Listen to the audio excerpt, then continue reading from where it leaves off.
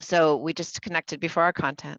We are going to talk about our last meeting, and I'm going to get actually, Rebecca, could you stick the link in from your communication plan presentation, if you wouldn't mind, in the chat? Yeah, I can do that. Thank you. And then I'm going to share our 6-month plan in just 1 second. Then Eliana is going to share Communications 101, the foundations of internal communication. And while you're listening, you're going to be thinking about, what did you hear that was new and useful? What important aspects of communication were you reminded of? Because I know you all aren't coming in like empty, what's it called? Empty vessels. And what question do you still have that this group could help you respond to? Someone might have some information that would be useful. And then each center is going to get to share 1 minute to share a resource if they brought one with them that's helped you with your thinking about communications, or doing of communications would work too. So let's look at our 6-month, maybe 1-year plan. And again, this is responsive to the survey that we did a few months back, where you got to tell us what you'd like to do more of and what would you like to do less of. And some of the respondents said they'd like more about the foundations of communication. We really sped through that when we first started meeting a couple of years back at this point. And so last time Rebecca shared about her CSEP's communications plan, which she was a big architect of. And then this time we're going back to the foundations of communication with Eliana, focused on internal communications, and the next month will be external communications. So we're living in this designing a communication plan space right now. Any questions about 6-month plan, about today's agenda? All right, so without further ado, I'm going to turn it over to Eliana, and thank you, Rebecca, for the link to the communication plan in the chat.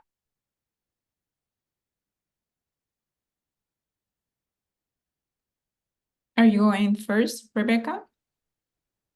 Is Rebecca going to share something about her plan? No, she just put the link in the chat. We're good. Yep. Thank you, though. Yep.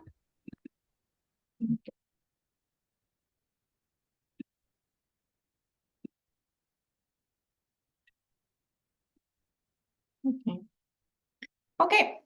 So today I'm going to be talking about the foundations of communication. And I think something that many times we don't realize is that the very most important foundation is internal communication.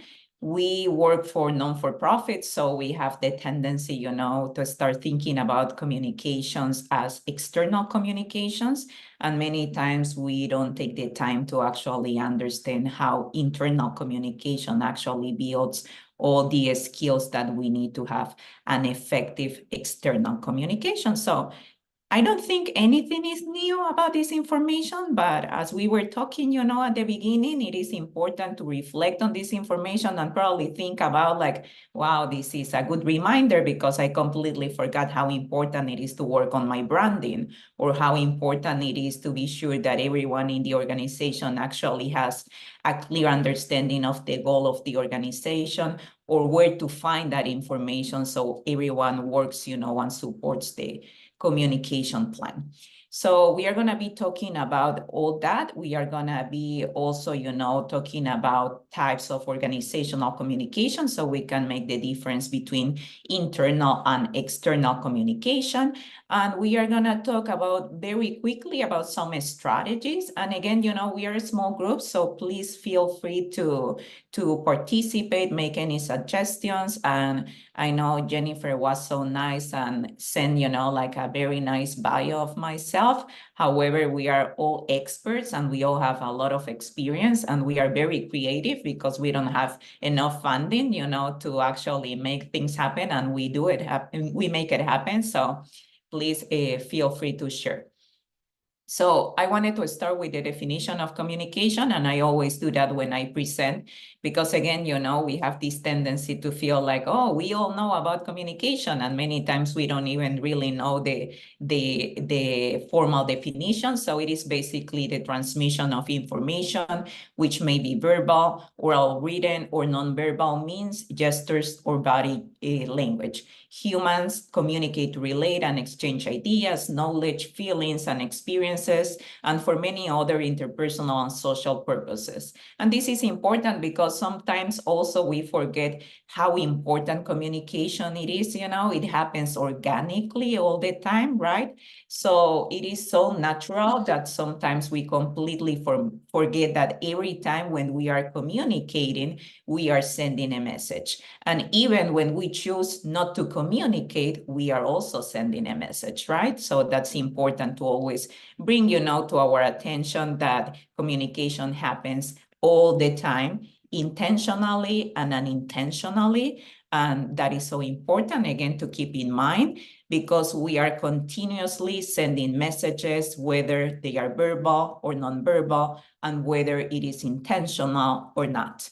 And I really like this slide when I think about the application of this information to our TA centers. Many times we don't realize that when we are not communicating, when, for example, we create a new resource, right? And we don't basically disseminate that resource effectively, we are unintentionally not communicating, right? It's not that we don't want to do it, but we don't have a plan. So that's important to keep in mind. How many times we are unintentionally not communicating, or we don't realize the power of communication. I think we are all aware, of our intentions and the things that we want to do right, but this is also an invitation to think about the unintentional behaviors that we have when we think about communication, and specifically when we think about dissemination as TA centers. So now I want to invite you all to actually participate. So in our role as TA providers, I would like to ask you, why is communication important according to you? And if you have an example of intentional communication and unintentional communication, so we can start discussing and learning from each other.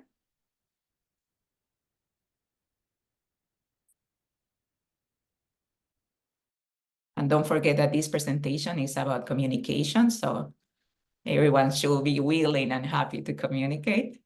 Well, I'll jump in quickly. I believe communication is critically important for TA providers. We do our best work when we have trust and confidence, those we're providing TA to, that we can really help them, and with a challenging situation or whatever it is. And if we communicate with them well, and we build that trusting relationship, the TA is going to be much more effective, and they'll get helped better, ultimately serve students and families better. So communication is critical for TA providers. Right. And Bill, how do you feel about this idea that many times we are very good communicators with our clients, but sometimes we are not as good, communicating with our colleagues? Have you experienced that? Do you have any thoughts about that? Yeah, I think that's the case sometimes, for sure. I've got different team members that are better at it, and others that maybe it's a challenge with. So yeah, I would agree, Eliana.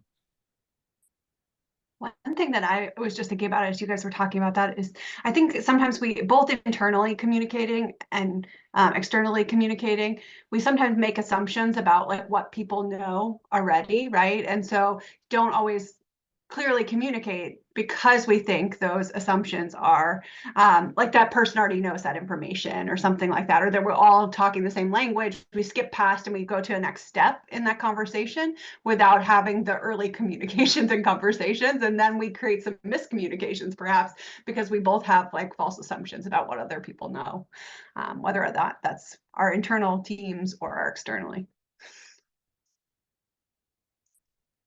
Thank you, Amy. Anyone else?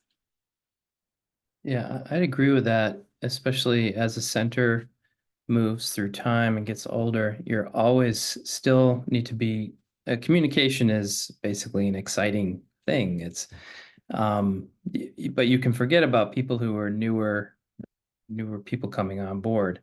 And so, and yet you're excited to communicate the newest thing, but this new person needs to know something that you said 7 years ago or 5 years ago. So we've created this button in our resource library. It's new to our TA area, new to fiscal, IDA fiscal, One click on that button will get somebody who's brand new everything all at once that they need to know, as if they were just because they're just coming on board. So it's like two layers you always have to keep in mind. You're excited about the newest thing, but you can't forget the baseline. Exactly. Thank you so much, Peter. And to add to that, how often people need to hear the same message multiple times in order for them to retain it, regardless, right? Like that consistent, persistent messages, And then it's in order actually for them to know. okay to over communicate. Yeah, exactly.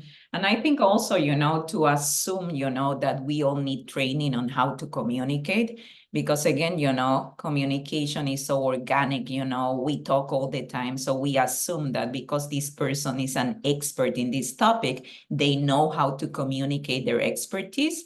However, we all need training and we all need practice and we all need opportunities to keep improving our communications skills, right? So that is something else to keep in mind.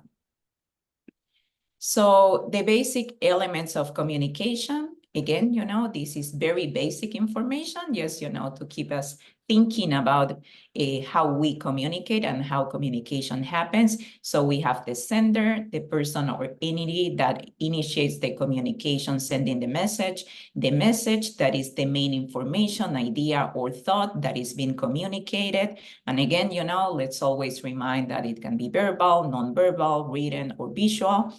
Encoding, the process of converting the message into symbols or gestures that can be understood by the receiver.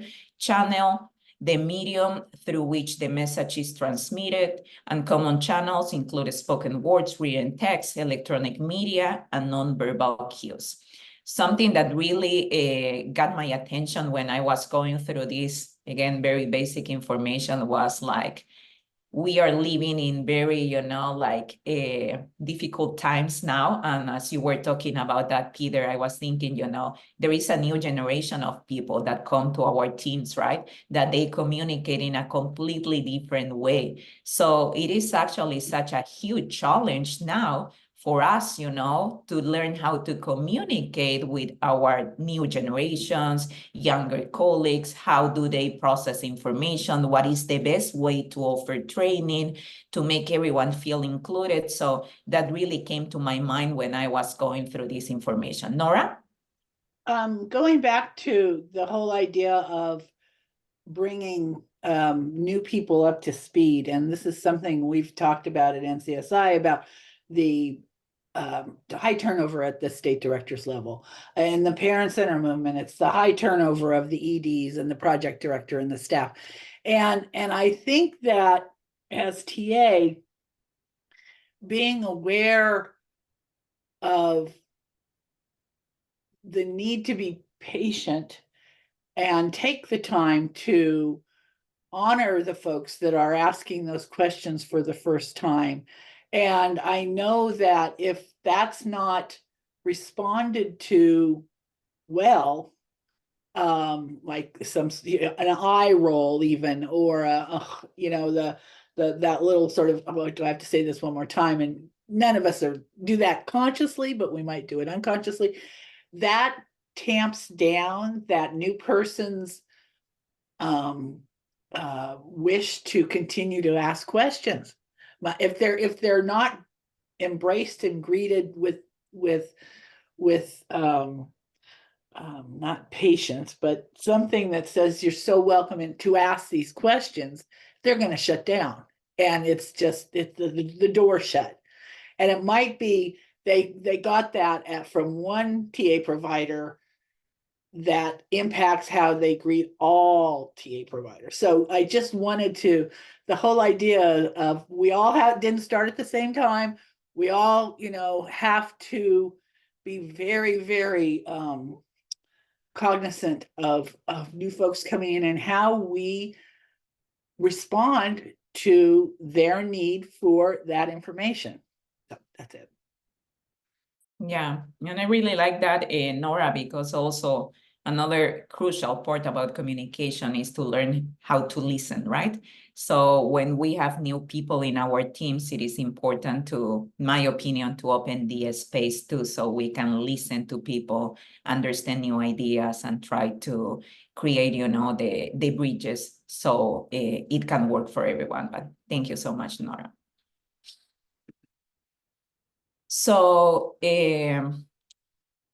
receiver, the person or group to whom the message is directed. So the receiver's role is to decode and interpret the message. So we have to be sure that when we are sending that message, our message is clear, right? So the decoding happens, and so the receiver can interpret the information sent by the sender. And other very, very important and crucial part about communication is feedback. If we don't have feedback, then we don't have a complete line of communication. We have to keep that in mind. So again, you know, it's always a good practice to be sure that when we communicate, we always ask for feedback to be sure that the communication process is complete. So context, the environment or situation in which the communication takes place, and it can be the physical setting, cultural background, social dynamics, noise, any external or internal interference that can distort the clarity of the message. And again, it can be physical, psychological, and unnecessarily complex information, too much information, complex content, or content that is presented in difficult language or uses unfamiliar terminology, or is too long or too short. So this is another important part, you know, of the importance of communication. We have to be sure that we also understand that communication keeps changing. We are always going through changes with the introduction of technology and social media. Communications has changed. And again, you know, it doesn't only affect the external communication, but also the internal communication when we think about the people that we work with, because we have different generations communicating in different ways.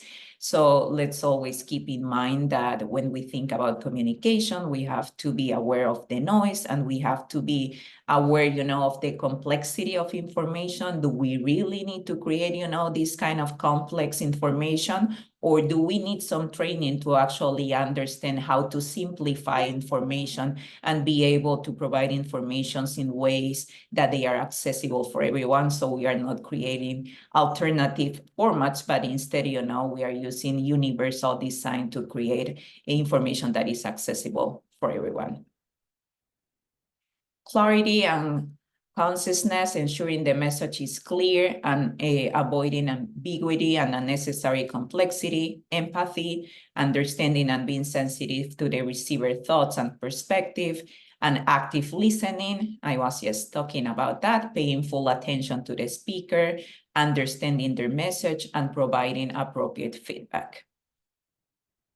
Anyone has any comments? Would like to add something? So thinking about internal and external communication, I found this graphic that I think is really nice. So we are going to be sharing this information with you. But this is really nice because it makes, you know, a real distinction between internal and external communication.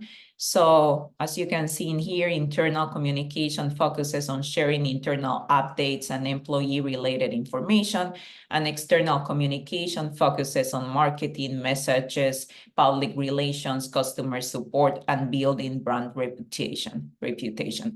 And what I want here is to make, you know, the connection that if we don't have a good internal communication and we don't have a good process to share internal updates and keep our colleagues, employees, or staff informed, then they cannot actually do their work to become ambassadors for our organization, right? Because if they are not informed, then they cannot basically pass, you know, the message outside, or they don't know what they are doing for sure. So that's why it's so important to focus on that internal communication. We want to inform, engage, and align employees towards organizational goals. Again, you know, because we are thinking about the bigger picture. When we have informed people inside of our organization, when they are able to talk about what we do, our mission, our vision, we have ambassadors working all the time. So that's another important concept about the foundations of communications.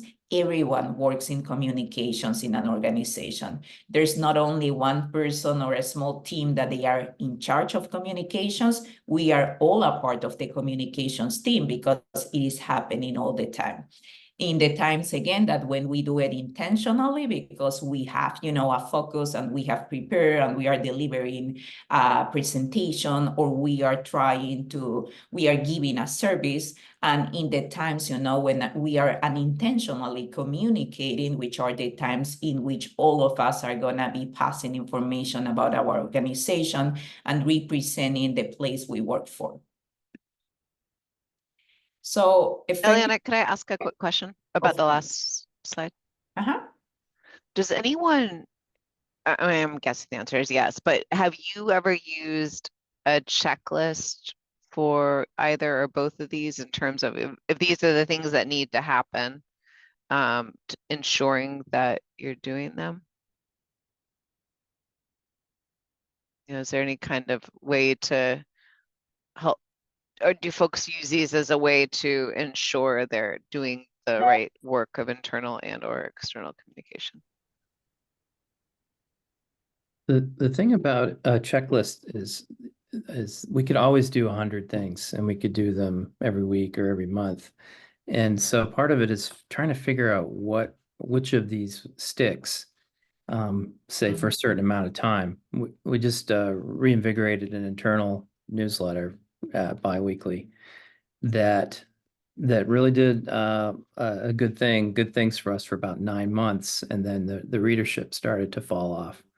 So there's a bit of a you move new things in, folks that get they habituate to them, and then either it's something they really count on or they fade away. So if you did everything every day, you'd just be exhausted.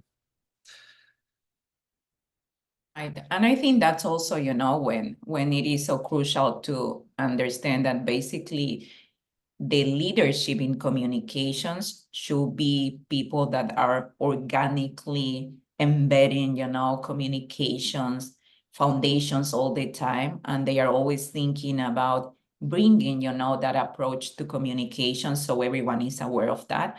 When I was also preparing this presentation, I was thinking like probably a good strategy is like every time when we have a staff meeting, open with 10 minutes about strategies on communication, right? Or things that we would like to address when we think about better communicating, you know, understanding the mission and vision of our organization, et cetera, et cetera. I do feel that, again, you know, we don't have enough funding, so we don't invest that much, you know, on creating specific strategies. But at the same time, it is important to understand that without, you know, like a strong, you know, like commitment to making communications work, then we are not going to see the results that we expect. And I'm completely biased because I'm a communicator and I love my career, but I think it is extremely important for everyone. So effective internal communication is crucial for successful external communication. So also, you know, through this process in this community of practice, we have been, you know, like doing the playbook, and we had Peter coming, you know, and bringing ideas and asking questions about branding, how we do this, how you do that. That is so important because, you know, it should not be an afterthought, you know, for anyone to actually start thinking about it, you know, like, oh, Peter came, he's right? We all should have that consistency in messaging to be sure that we have that internal alignment. So we have that unified voice, because again, when we think about being strong as an organization, if we don't have a consistent message, probably we don't have that alignment that we need to have internally to develop that unified voice that represents our organization. And again, if you have something to say, please feel free to share. Employee engagement and advocacy. Engaged employees are more likely to positively represent the organization to external stakeholders. Well-informed and motivated employees can become advocates for the organization, promoting its mission and values externally. Brand image and reputation, consistent and transparent internal communications build trust with the organization, which extends to external stakeholders. A positive internal culture is reflected in the external brand image and reputation. And this is also so important. If we don't have a clear branding inside our organization, not only internally people don't recognize who we are, but we cannot pass that outside. So we don't have, a face that people are gonna recognize.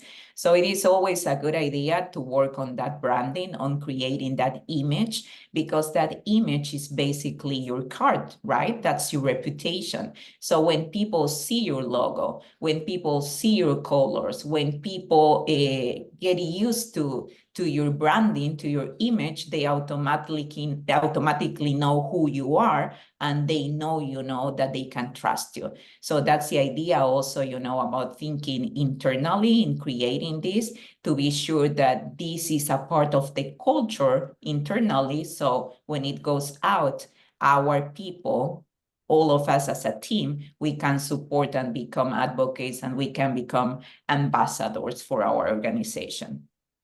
Eliana, I wanted to, I've seen the gamut of branding and consistency in agencies where, in some agencies, it's every man for themselves, and they, their logo's a little bit different and it's a different color. And even to the point where the messages get sort of very muddy and different, to the other end of the spectrum where it's very, very laid out and structured, and there are people who will complain about feeling stifled and that their creativity is not honored. And when you have a fabulously firm, consistent branding thing, there has to be a willingness to revisit it on occasion to make sure it's still doing the job it needs to be done. Because if the people who are out there promoting it are a little pissy about it,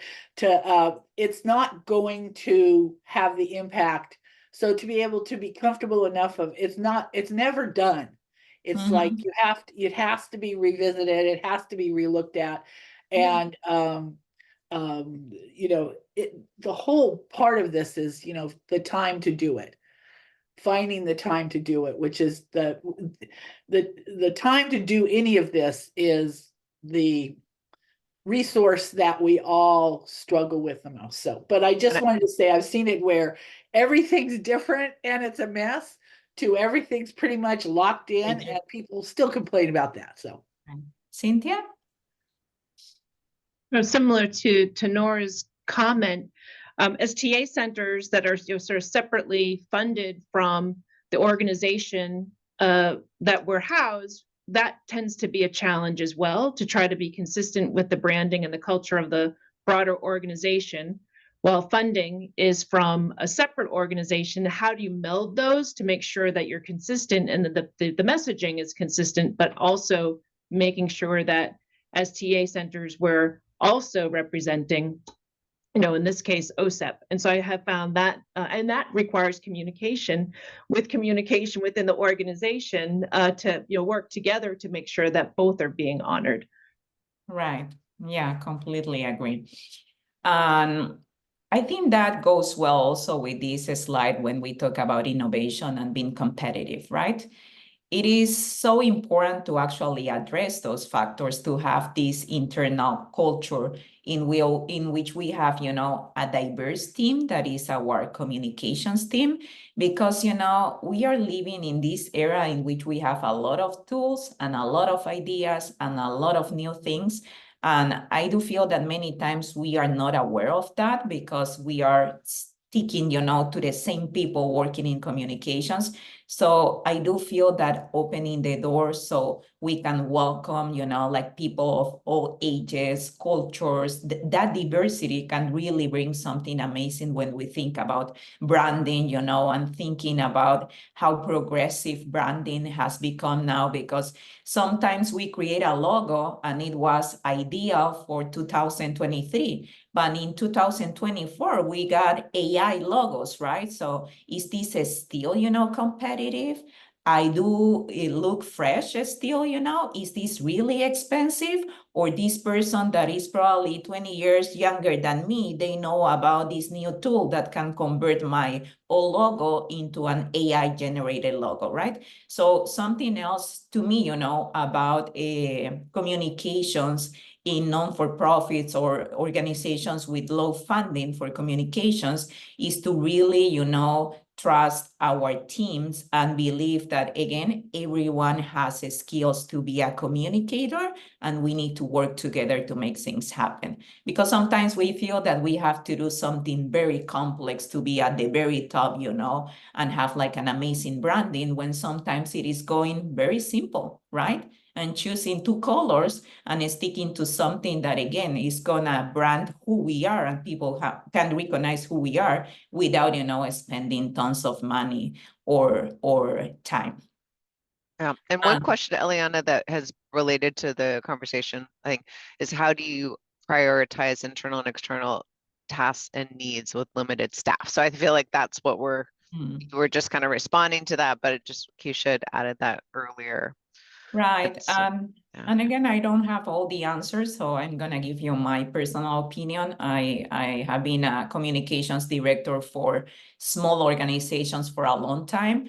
And something that I truly believe is that we have to communicate effectively all the time with our staff, you know. We have to remind them all the time, you know, what's the expectation. And we have to prioritize internal communication, because without a strong foundation on internal, you know, communication, then we cannot have an external successful communication. So we have to begin by the beginning, right? So we have to be sure that we dedicate that time so everyone become an ambassador inside our organization. And again, it doesn't need to be, you know, like complicated. We are not talking about investing like thousands and thousands of dollars in training. We are talking about like small things that can really engage our staff.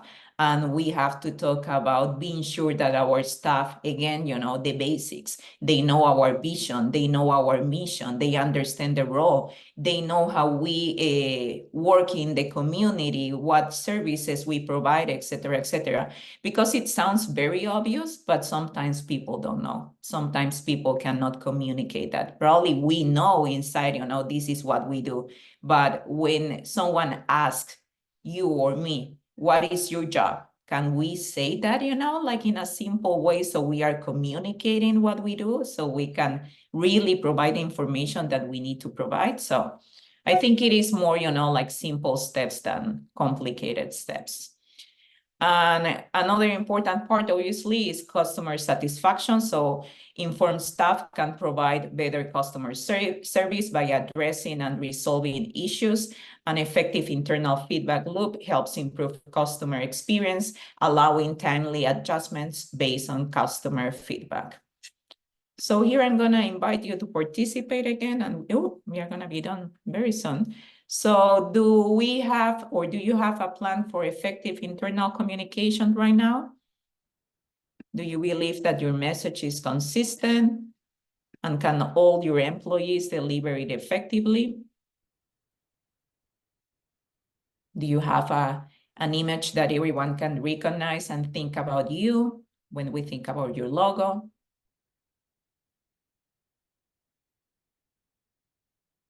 Yes? Okay. So this is the last one. So very quickly, 5 strategies to improve internal communication, establish clear communication channels, foster a culture of transparency, implement regular feedback mechanisms, enhance training and development, promote team collaboration. And we knew from the beginning that it was impossible, to do this in such a short time. So this is just the beginning of the conversation. So we are gonna continue talking about strategies and how to make this happen. So anyone has any questions, comments?